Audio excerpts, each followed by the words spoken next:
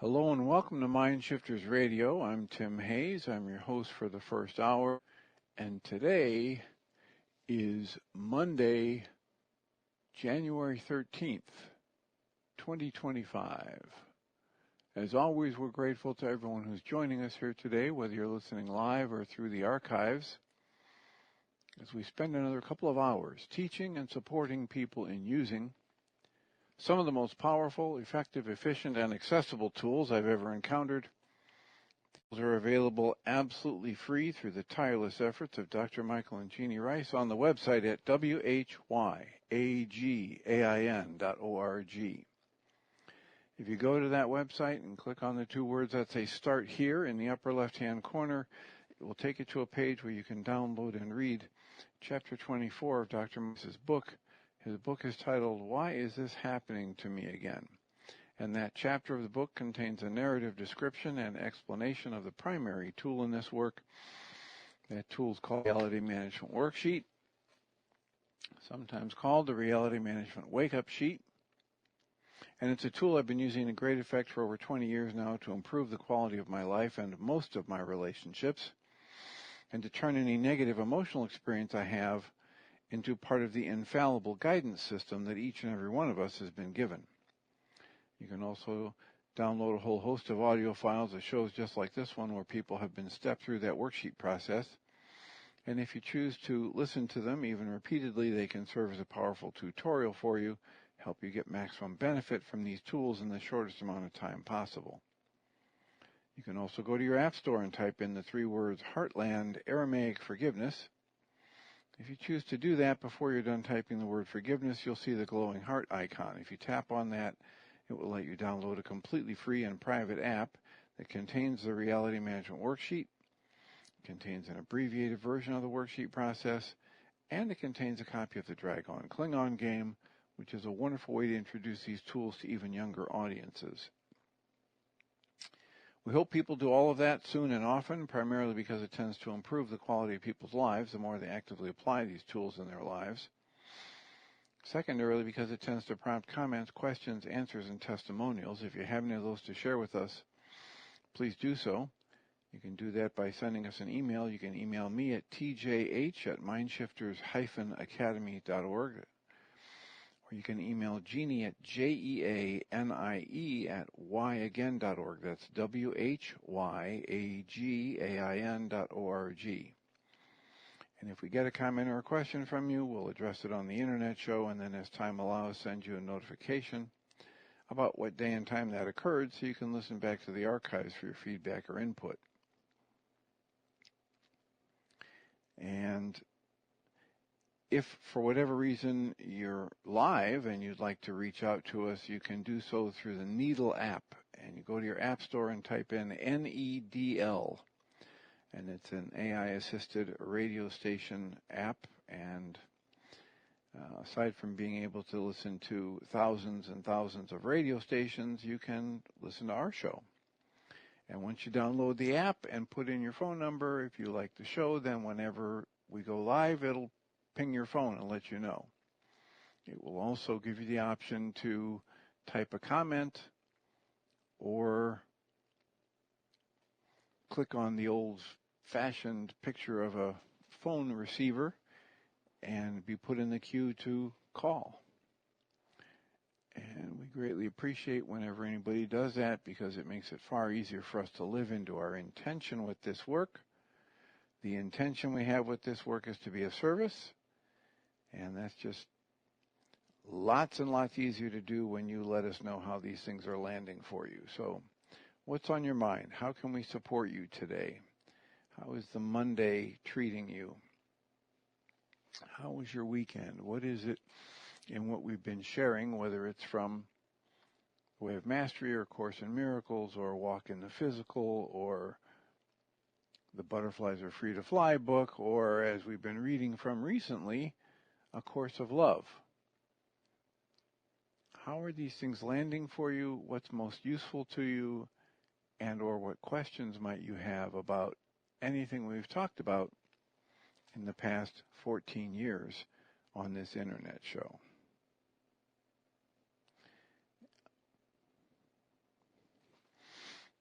interesting that I've had a few people who have had glitches with the app, most of which are just a bit of a learning curve. So if you have questions about the app, we greatly appreciate getting emails about that, because we forward them to the people that are the creator and the engineers that are working on it, and they're ironing out what few bugs there may be.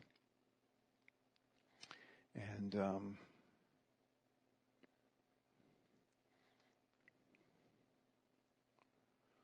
here's a caller. Susan Bingham, you're in the air. Hi, Dr. Tim. You just said that this is an AI-assisted app or something like that. Can you explain what that means?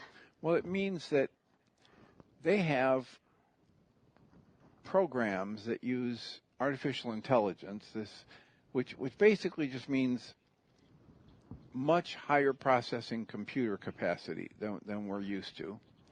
And they scan the internet for anybody. So if you go to the app of Needle in your app store, and download it, in the beginning they ask you to pick an artist. Pick Beyonce or whatever her name is, the young pop star. And Taylor Swift. And so then instantly, whichever one you pick, they scan the internet for any radio station that's playing either Beyonce's tune or Taylor Swift, or doing an interview talking about either of those people. And that's done with this very high-level computer processing. And so the other reason I mentioned it is because if you go to your app store and type in NEDL, the top thing that comes up on mine says Needle, AI tuner for live radio. So it helps people identify that they're downloading the correct app if I say it's an AI tuner for live radio. Well, the whole AI thing is, I might be just a bit old to get my brain engaged in the way that it's sort of like cryptocurrency. I don't have a sense of that, and I don't have a sense of this either. It's funny because the young woman who's living with us from Iraq, she uses AI chat or AI something or other all the time. And she says, oh, it's just great. You write something and it'll just organize it and clean it up, and you can look and see whether it's good, and I'll teach you how to do it. She's so facile, and this isn't even her first language. This is her one of 3 languages she speaks. And I'm wondering if she's extremely bright, energetic, and everything, but it's also, I like to excuse myself by just saying I'm older enough that this is so new that it's hard to get a handle on it. So even what you just said is helpful, that it's a way of accessing lots of data fast. Right. Is that what you said? Yeah. Just think of it as just much higher level processing compute power. Mm-hmm. And so it learns as it goes. Yeah. Rather than having you have to be the one to learn everything and put it in, you put a few things in and it starts learning, and then you give it some feedback, and then it refines the search. It's like the algorithms on Facebook. When you tell it, hey, I really like this, this video you gave me about fishing in the North Woods, and then it'll give you more articles about fishing in the North Woods. It is amazing. Well, that's just, this is just a higher compute power way to do the same kind of thing. Right.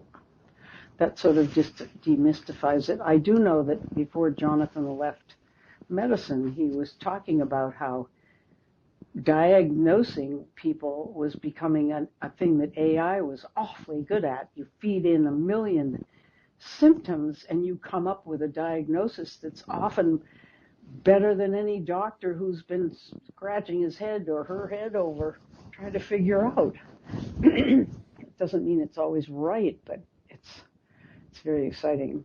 That's the upside of it all.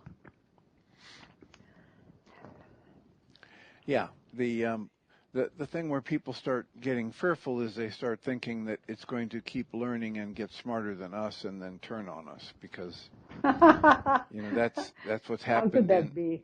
Well, that's what's happened in different dystopian movies and plots and books for lots of decades. Well, there's also the thought that it will become sentient at some point, and suddenly it'll feel things and have a conscience. It'll be a living entity, and then what? But I can't see that happening. Okay.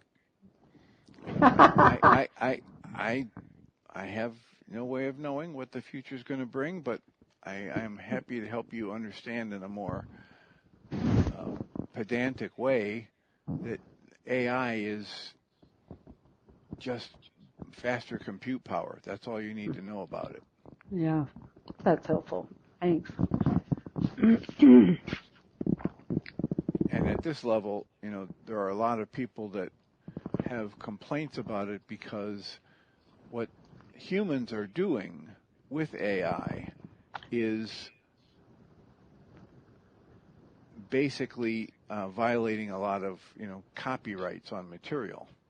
Mm. And so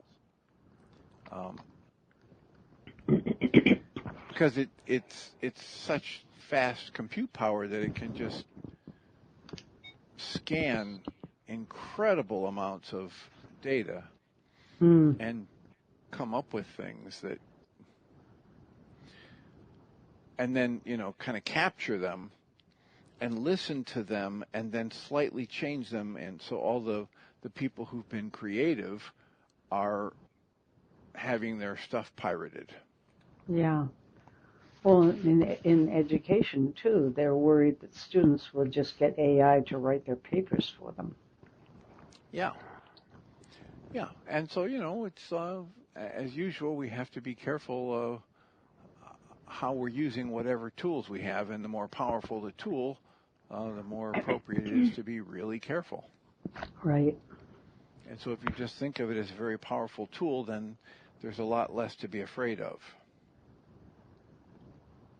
or to generate fear about. Yeah. Okay, well, thanks. You're most welcome and deserving. And congratulations on the voyage getting started. Oh, wasn't that just incredible? I'm thrilled. He sounds so happy to it's been a log jam to get that boat in the water and functioning. Everything was burned out. It was like the fires in California. One lightning strike and everything they had just put in, all the electrical, all the gauges, all the gizmos, were burned to a crisp. And the hull was damaged, too. So it took months. Luckily, the boat was fully insured.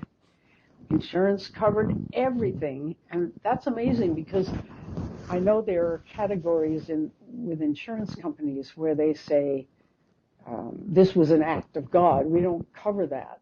Well, it obviously was covered. And so he was delayed, and one of his things is to be busy. It helps him feel okay.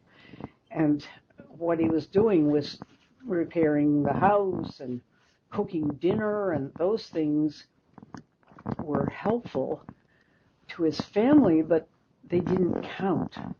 And so he was really pretty miserable until he finally got going. And it seems as if they may have lucked out, because although it was extremely cold when they set off from Annapolis, and it's been cold all the way down to the bottom of the Chesapeake, it's going to warm up, and the storms that are coming are evidently going to come north of them. So they may have just slipped through. Who knows? Cross the fingers. But both of them, this is the older one, his cousin, he's turning 60, and he's got an amazing life story. I won't go into it, but a lot of early trauma. And this has been on his bucket list. And here he gets a cousin 10 years younger who wants to do the same thing, and they're off. So it's magical to me. And I love how they start out so, I guess it's so darn cold that they don't sleep very long. They get up and set sail again. So they were sailing way, way before light. And they have this, I guess you saw it on there, a big screen. It's like a big GPS, and it shows where they are in bright light, whereas they're facing into real darkness on the actual ocean. So yeah, I just couldn't stand it. I had to send it to you to have a look. In fact, speaking of things like bucket lists and vacations, how was your Christmas and New Year's break? It was healthy and relaxing and blessed in many ways. Good. Great. Okay. Not any kind of a bucket list kind of vacation, but those descriptors I gave you fit it beautifully. Good. And Jeanie is home with Ryan. And they're scheduled to do a live second hour today, so people will be able to get get a second hour with Michael and Jeanie after we're done with this one. Good to know. And get the update as they see fit to share. And they'll be on Needle? They will be on Needle today. Okay, good. Yeah, the hope is that unless there is a need to do a best of or something that's pre-recorded, our shows will be on Needle and eventually get the archives sorted out. Yeah, that's a big job. Yeah, it's been some extra work, and I just found out that people have been leaving comments that didn't show up in the app, but when I checked them, here's some comments. But someone says that they've been listening and they've been reading A Course in Miracles and Eckhart Tolle's A New Earth and getting deeper meaning while listening to the talks. Thank you for that. You mentioned you had a study group. Is it an online group? Yes, our support groups are online Tuesday nights and Thursday nights from 6:30 to 9 p.m. And all the information you might need to join those support groups through Zoom is available at the mindshiftersacademy.org website. So feel free to go there and check it out and join us if you're so inclined. So in order to read the comments, you have to press comment, as if you're going to comment. I see. I wasn't seeing the comments either. Can you see them now? I can, but I had to push comment first. Yeah. And there's a situation where it's supposed to, like if a caller calls in, a little yellow dot shows up saying, hey, there's somebody in the queue to call. Mm-hmm. And it used to be that sometimes that would happen over the comments, but that's not been happening, so we'll just have to keep checking back. Okay. On a regular basis. So there's a little bit more work involved in the actual show as we're live, because I have to keep checking for callers and comments, and sometimes just looking at the phone isn't enough. I have to tap and switch screens. So. And you can send hey. What does that mean? Well, apparently it's this thing where you can, I don't know if it costs you money, but if you send money, it's like a tip, it's like a donation. Oh. That is beyond me at this point, technically, how it happens. So.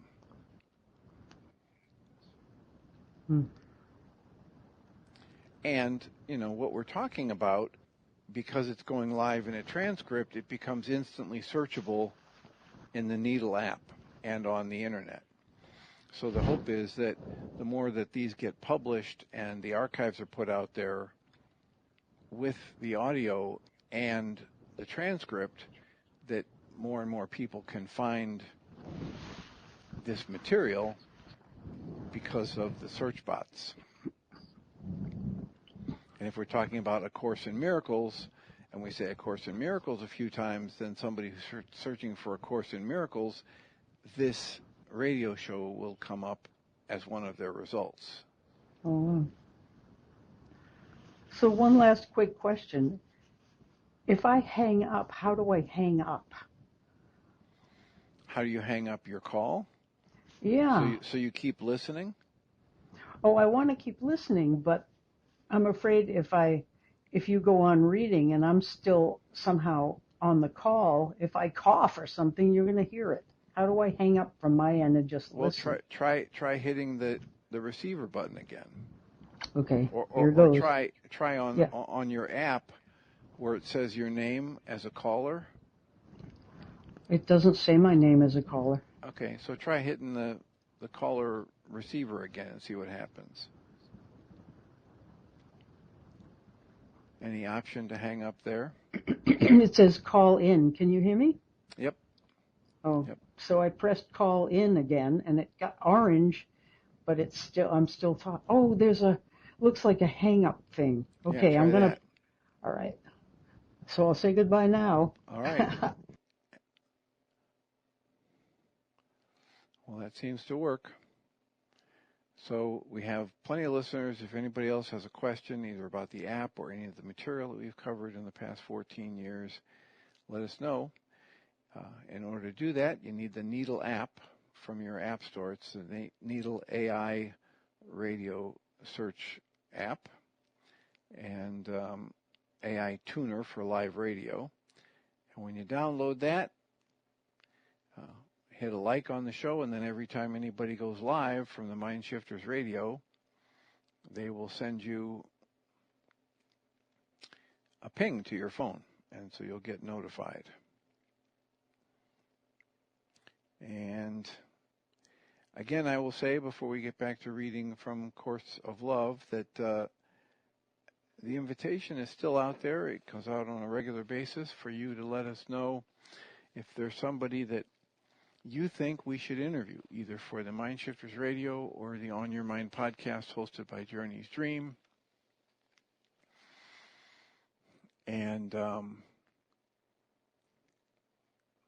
as I've mentioned, I have an interview coming up tomorrow with a gentleman, Dr. Ross Ellenhorn, who's written a book, How We Change and 10 Reasons We Don't. And he's doing research, plenty of research about the fear of hope. And it's a fascinating dynamic that keeps a lot of us stuck. And it would translate very well into Dr. Michael Ryce's work because it is essentially the process is having conflicting goals loaded in your mind at the same time. And so you want what you hope for, and at the same time you have a fear that it won't happen, or that if it does happen, it'll bring other things that you're not able to deal with. And so there's a lot of good validation in it for the kind of work that we provide here with the Reality Management Worksheet, where the fundamental understanding is it's not really possible for me to be upset about something in a given period of time where every goal I'm holding is getting satisfied. So it makes really good sense then to extrapolate out and say, well, then anytime I'm upset, it might be really useful to take a look at what goals I'm holding that I don't have the ability to achieve right now. And if I cancel those goals and soften and breathe and put myself into a relaxed state and ask to be shown a different part of my own mind or a more creative solution to the current situation, whatever you want to ask for. But if I ask to step outside of my conscious logical prattling, which has me stuck and confused, I might very well get access to something completely different. And in that process, open up possibilities I wouldn't get any other way. So, please raise a hand if you have a comment or a question, or press the phone icon, the receiver icon, and get put into the queue to call. And in lieu of that, I will return to the reading we've been doing with commentary on the book titled A Course of Love. And as I was reading this and working with it over the weekend, I realized that the way this has come through in A Course of Love is less direct speak. It's more circular at times. It's not quite as much as A Course of Miracles, and yet the way they pose questions to try and teach with a question, or the way they come at it from any given point, can be confusing. So if you have a question or a comment about something I'm reading, please raise a hand in the Needle app and either type a comment or speak to us live through the Needle app. So where we left off reading on Friday is talking about how the teaching about love cannot happen through words. It has to happen through experience. It has to happen energetically. And that what we're asked to do in this work is to switch from having our intellect and our rational logical thought process as our primary user interface, switch over to having our awakened heart be our primary user interface with life. And so they're talking about the idea of trying to separate heart and mind from body, and understanding that it's all connected. And as soon as we focus on something, that thing will start to teach us about itself. That's one of the things that Guy Finley says in his teaching, is that whatever you focus on automatically teaches you about itself. So the choice that we all face is, do I want to learn? Can I cancel my need to be right, as we talk about in the Reality Management Worksheet at several points? Can I understand that any time I'm in pain, I'm in error, or my thinking is at least in error? And when my thinking is in error, can I shift over to, instead of knowing, shift over to questioning and asking to be shown? The text here in A Course of Love says, our hearts go out into the world. They go out to the suffering, to the weak of body, and of weak of mind. Our hearts are not so easily contained within the casing of our flesh and bone. Our hearts take wing with joy and break with sadness. Not so the brain that keeps on registering it all. It's a silent observer, that brain of ours, and it's soon to tell us that the feelings of your heart were foolish indeed. It is our hearts, it's to our hearts that we appeal for guidance, for there resides the one who truly guides. You who think this idea is rife with sentiment, sure to lead you into abandoning logic and thereafter certainly to cause your ruin, I will say this to you again. Take heart. Such foolishness as your heart's desires will save you now.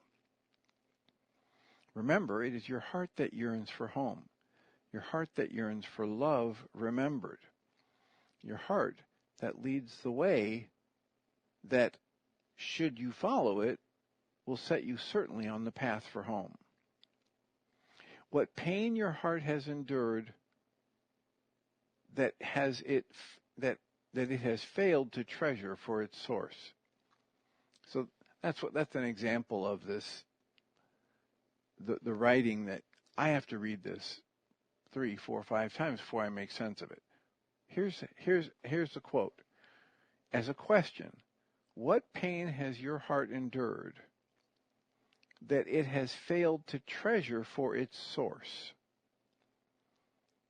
What does that mean? Well, if you keep reading and you're able to go back, my brain doesn't do that so much. The next sentence is another question.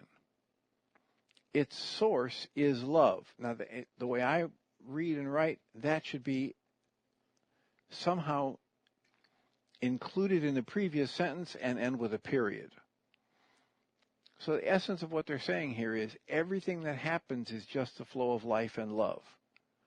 And yet, when you have pain, you don't value it. You don't treasure it. And yet you say you treasure love. So this goes back to what Guy Finley talks about when he says you can't love life at the same time there's any part of it that you don't want. You have to be willing to accept all of life as a flow, as its expression. So everything you've ever experienced as pain has just been the flow of life, has been the flow of love. The source of everything you've experienced is the only source there is, which is love.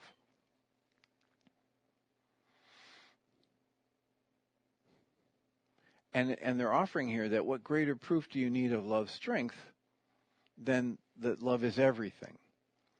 Such pain as has your heart endured would surely be a knife to cut through tissue. A blow to the brain would stop all functioning, an attack upon the cells far greater than any cancer, if indeed it was of the same, if it was at a physical level of pain, it would have ended your life. But because the heart is not the physical, the heart can experience intensities that go way beyond words and way beyond anything we experience physically.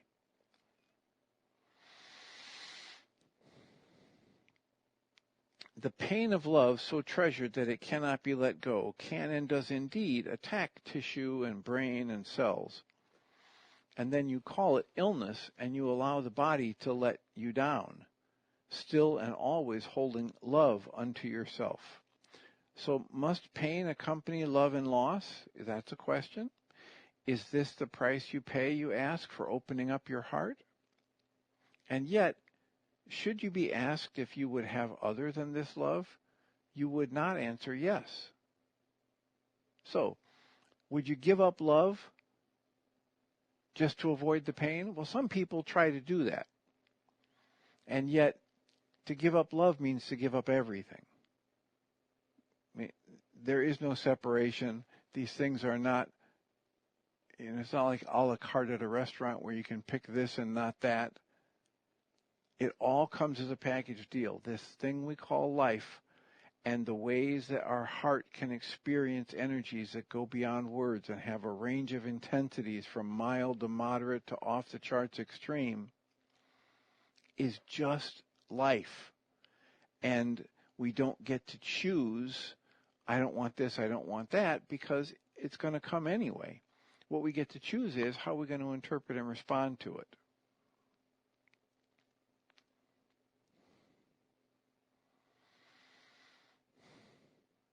So then it asks a bunch more questions about the cost and about the suffering and would you give it up and what other pain would you be so unwilling to sacrifice. And then it says, think not that these are senseless questions made to bring love and pain together and there to leave you unaided and unhelped. For pain and love kept together in this way makes no sense. And yet, at the same time, it makes the greatest sense of all. These questions merely prove love's value. What else do you value more than love? Your thoughts might lead you to a dozen answers right now, more for some and less for others, your answers depending upon the tenacity of your thoughts, which, led by your ego, would like to throw love's logic away, or like to throw logic in the way of love and block you from experiencing love.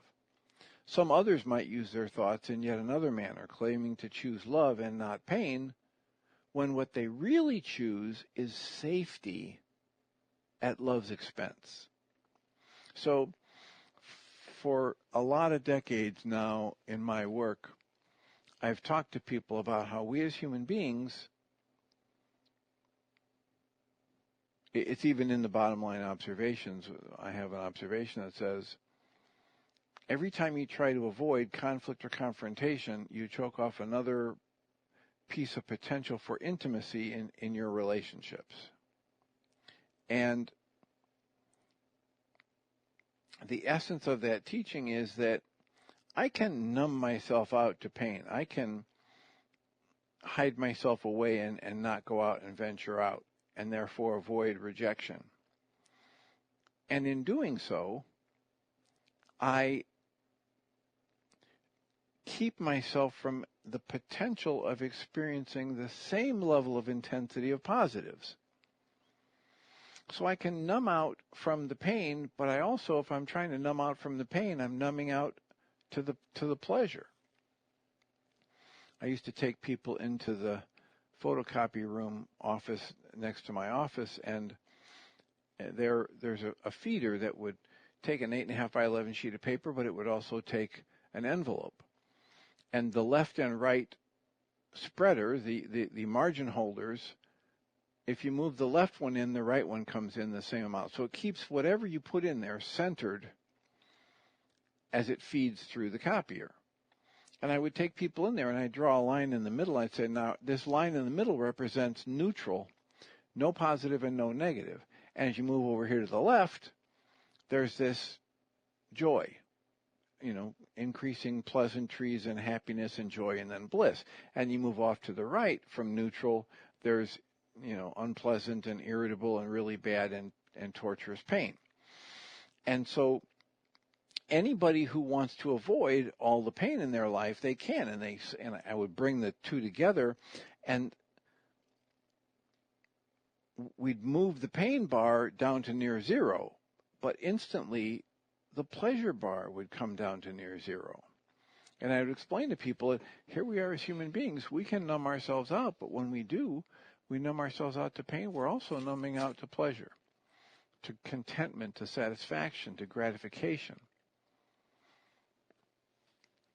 And that's what's brought to mind in this part of the reading of the Course of Love. If I'm willing to lead as my primary user interface with life, my wide open, awakened heart, I will have experiences that run the gamut from bliss to tragedy. And yet I will be in life fully and completely. I will be benefiting from this energy of love. I will be availing myself of my true nature and the nature of my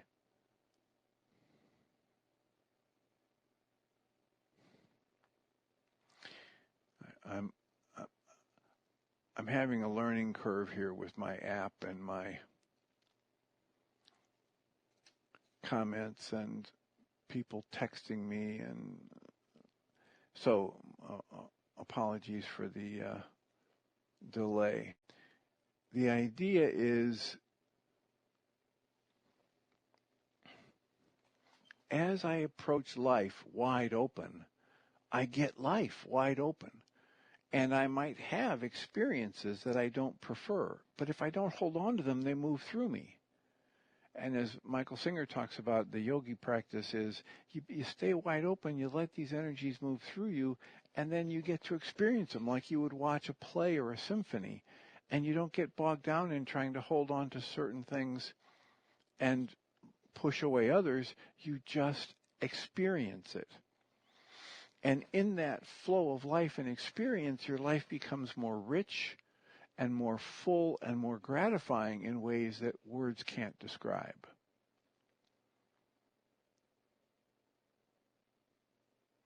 So then this last section, this last paragraph in that section of the Course of Love, think you not that love can be kept apart from life in any way.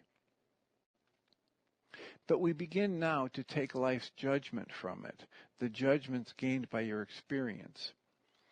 Judgment based on how much love you've received and how much love has been withheld from you. We begin by simply accepting proof that we have been given of the strength of love.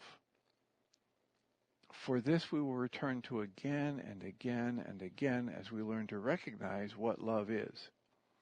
So yeah, you might have had experiences that you've decided to judge as bad or wrong, and yet it's just the flow of life. And if you don't spend a lot of extra time judging it, then you don't suffer. You have the experience, and there might be pain and discomfort, and yet it doesn't hang on as a suffering. You don't cling to those things that you like and love and try not to let them go, because then you create a disruption in the flow. You try to make something be that isn't.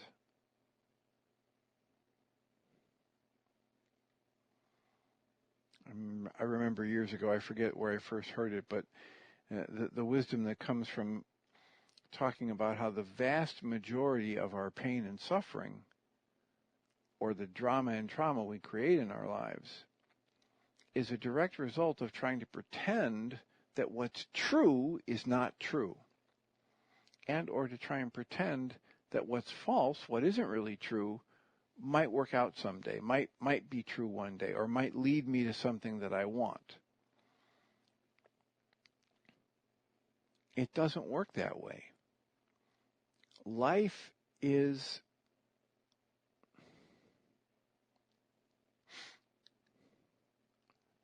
here's somebody that's writing, isn't all tragedy a function of judgment? We accept and embrace, or what we accept and embrace, does not all become just present experience? And now I'm making that point. So the idea is,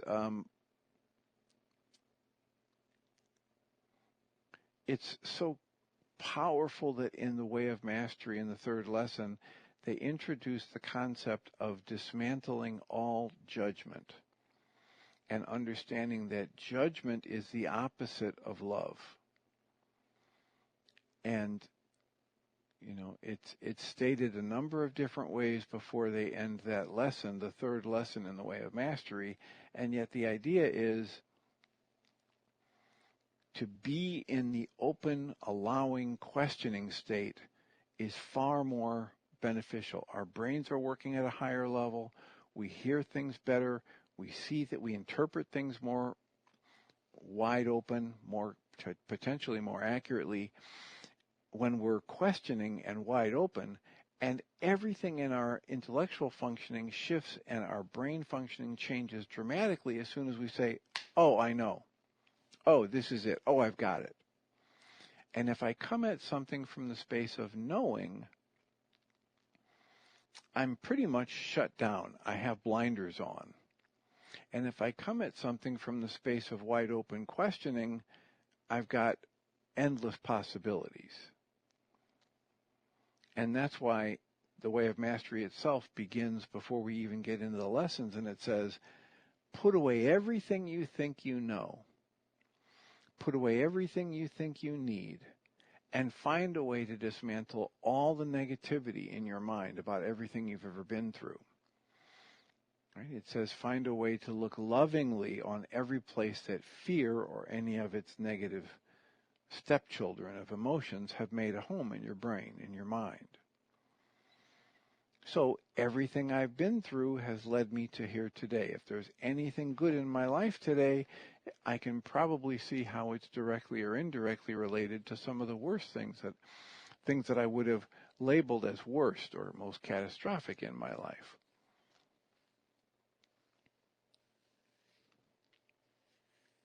So give us a call, raise a comment, press the the receiver button on your Needle app and talk to us live. How is this landing for you? Is it making sense? Is the challenging wording and pacing in A Course of Love assisting you or blocking you from comprehending what we're trying to share? The essence of this work is your true nature was not intended to be a finished product and locked down and codified so that someone could read it like a book. You are a part of the flow of life. When someone looks at you and says, oh, I know who that DrTimHayes guy is, they've just done violence to the true nature of you as a flow of life. And they have no idea who or what you really are. The same thing happens when you judge someone or something or a life circumstance. And what the Way of Mastery is calling us to is very similar to what the Course in Miracles is calling us to. When we end up feeling tight or tense, choose again. Choose for love over fear. Choose for wide open, allowing space within you as opposed to tight and tense and defended or shut down.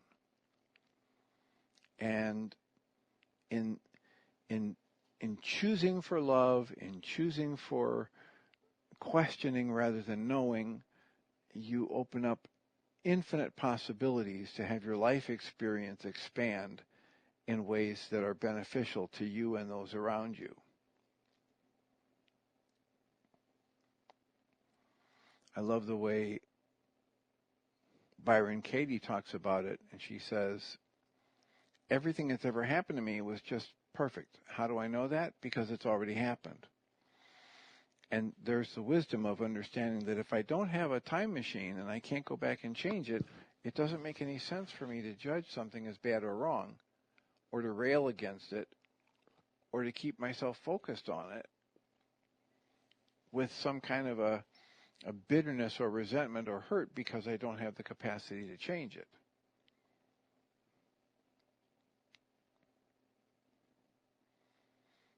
In the Way of Mastery, in the 5th lesson, they say the keys to the kingdom are tuning in to this energy of creation that wants to express uniquely through you in each moment, holding your intention focused on staying tuned into that. So it's like tuning into the radio station for the Christ mind or for your creator or for the one collective unconscious. So you get better input. Allow anything, allow whatever happens, move into a state of allowance, which for my money means I'm spending some of my conscious logical attention focused on the earliest warning signs that there is a tightness or a tension or a contraction within me, and then I breathe and soften and let it go. I actively work to dismantle my tension or my resistance, and I move back into that state of openness and allowance. And then the 4th stage is something that just comes if I stay with the first 3 stages. The 4th stage is surrender. And the surrender is this realization that dawns on us the longer we live in the desire and the intention and the allowance phase of the keys to the kingdom. And the 4th phase is surrender, which is a recognition that, hey, I'm not the one doing all of this. I didn't create myself. I don't even know when I was created. It's not really me living this life. It's me allowing life to express through me. It's me as a consciousness able to experience the flow of life. And so the realization that something, some consciousness is looking through my eyes. Something is keeping my heart beating and my breath moving even when I'm not thinking about it. The understanding of, at a deep foundational level, that I'm just here watching life expressed through me. That's the best I can come to for what the Way of Mastery talks about as surrender. And then, if I do that, I do the first 3 long enough that the 4th one of surrender starts to happen. Now I've got the first 4 keys to the kingdom. And the book says, you know what's going to happen if you do that? Your life is going to get so much better that you're going to have increasing temptation to try and take credit for it, to say, oh, look what a fine boy am I. Look what I've created. Look what I've manifested. Look at all of this. Look at my power. Look at my glory. And says that's when the fifth key to the kingdom is so necessary. The key is humility. The key is to recognize that I can look around from the ancient Aramaic presentation of humility. I can look around and understand that everyone is just like me. I can see the highest and best in everyone and everything around me, and then I can choose to cooperate only with that highest and best, rather than getting distracted by some cries for help and healing that might be coming from me or from a brother or sister. Understand that if anything less than love is coming from another person, it means they've temporarily forgotten, or yet to discover that they are a being of brilliance and light, just like I am. And that anything that's less than love is most beneficially viewed by me as a cry for help and healing, which means I step into compassion as I look at somebody who is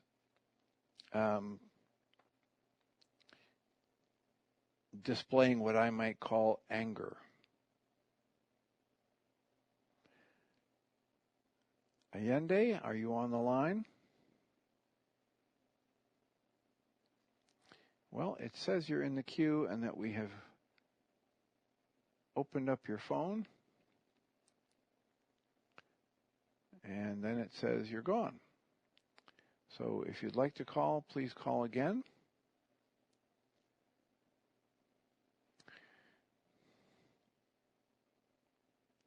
So my essence as a participant observer, co-creator, I can get all kinds of thoughts about it, and I can be thinking I should do this and should do that, and yet most of what I'm going to think about in those ways is just stuff that's already been programmed into me. It's not like I'm coming up with it originally and that it is creative. It's just what's been programmed into me. And the Way of Mastery calls that Allende, we're trying again. Are you in the queue? I am. Hey, hi, Dr. Tim. Thank you so much for taking my call. Welcome. I don't mean to interrupt because you're on a slightly different subject, but you were talking about pretending, and I remember some coursework that I did with the forum. Some of you, I'm sure, are familiar, and some of your listeners perhaps as well.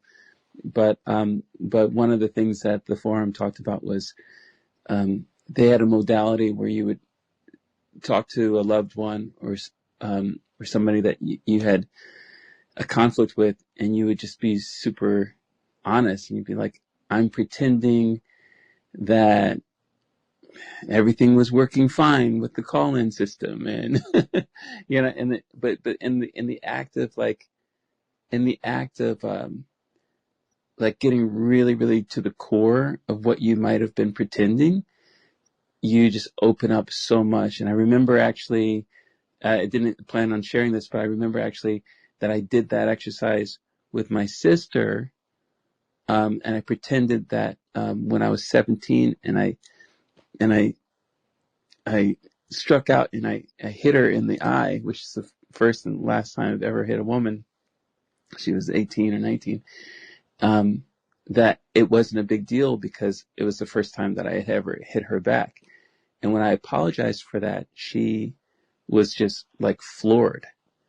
And it was actually, we didn't realize that she was on her deathbed at the time. And it was an amazing opportunity for reconciliation before she passed.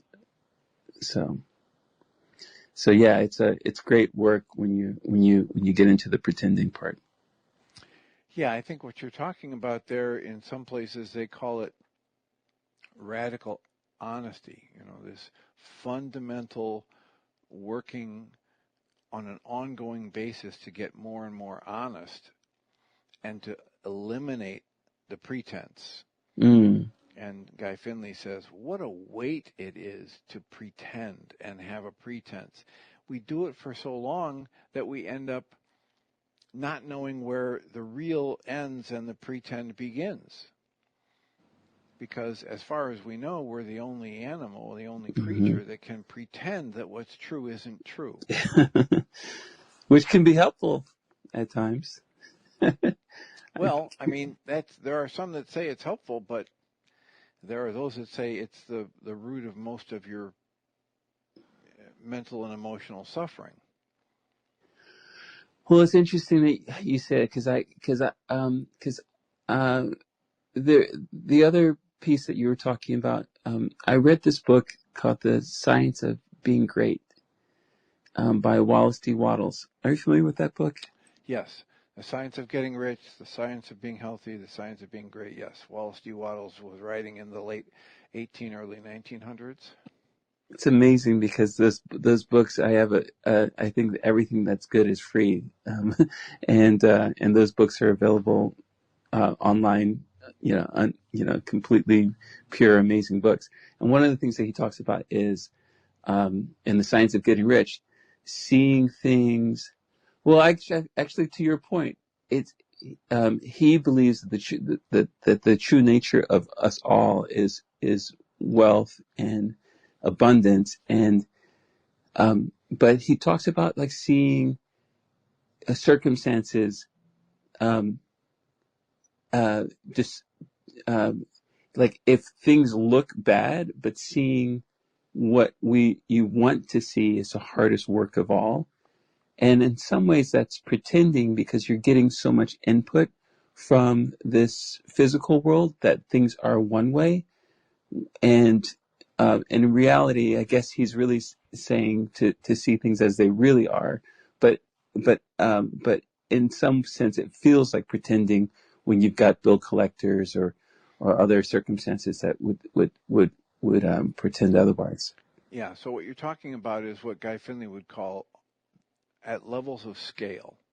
And at one level of scale, if all we're focused on is the physical, then, oh my gosh, there's a horrible situation here. At just the physical level, there's no money in the bank account and there's somebody pounding on the door saying I owe them money. But there's a lot more going on here than just the physical realm. And so if at a different level of scale, I can acknowledge that nothing of value can be taken from me or added unto me. Well, that's at a level of scale. Certainly someone can come and take my stereo or my car or repossess my house, right? So at that level, something can be taken from me. But these teachings say what is physical is going away anyway, and it's not anything like the value of your essence, your consciousness, your ability to connect with others, your ability to create and extend compassion, your ability to extend your true nature and loving interaction with others. That's the actual value. And when you learn to focus on that and pour your mind energy into that, you create an experience for yourself that then can't be taken away from you. And as Abraham Hicks would say, don't go out and get the car because you think once you get the car you're going to be happy. Right. Create the happiness that you think you want inside yourself today, right now. Right. And then if you still want the car, go get the car. But now you don't have to be afraid that when the car goes away or breaks down, your happiness goes away. Because you create your emotions, you've created your happiness before the new relationship or the new car or the full bank account arrived. Well, ultimately, that it puts the source where the source is, as opposed to making the source an idol. A car, a person, or a thing. Yeah. Yeah. And it's recognizing that, as Abraham Hicks would say, that your most important creation in any moment is your emotion in that moment. And you have the infinite capacity to choose the focus of your conscious awareness in each new present moment. And it is the focus of your conscious awareness in each new present moment that actually creates your experience of life. Choose for love, choose for joy, choose for compassion, and your life experience will be just that. Thank you for taking my call. It's great talking to you. Thank you so much. I'll remind us all to have a second hour coming up with Michael and Jeanie Ryce live for the first time in a couple of weeks, and you'll have to turn on again the Needle app. I'll remind us all that we come from love, we're made of the stuff we call love, we actually are love, and everything else is false. Blessings.